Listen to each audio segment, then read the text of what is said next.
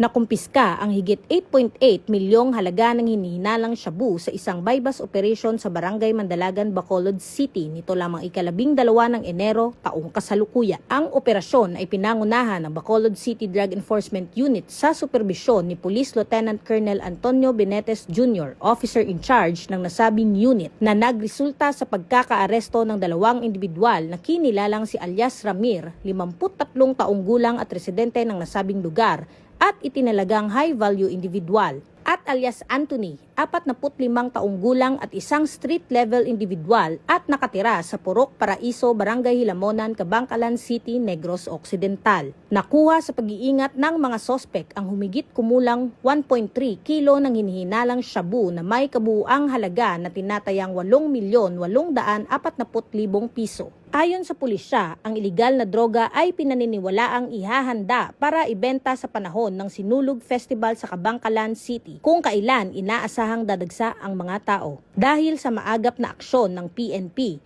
na protektahan ang publiko mula sa posibleng paglaganap ng ipinagbabawal na droga at krimen, kasalukuyang nasa kustodiya na ng pulisya ang sospek para sa tamang disposisyon at haharap sa kasong paglabag sa RA 9165 o ang Comprehensive Dangerous Drugs Act of 2002. Binigyang diin din ng Philippine National Police na ang mga ganitong operasyon ay bahagi ng kanilang mas pinaigting na kampanya upang buwagin ang mga sindikato, putulin ang supply ng iligal na droga, at tiyakin ang kaligtasan ng bawat mamamayan. Patuloy rin ang isinasagawang intelligence operations upang matunton ang iba pang sangkot sa iligal na gawain.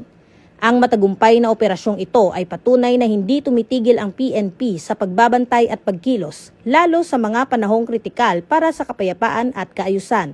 Sa bawat nasasabat na iligal na droga, mas lalo nilang nilalapit ang layuning magkaroon ng ligtas, maayos at drug-free na komunidad. Mula dito sa Police Regional Office 6, ako ang inyong Police News Network Correspondent, Patrolwoman Andrea Dominic Tipalobos. Alagad ng batas, tagataguyod ng balitang pulis.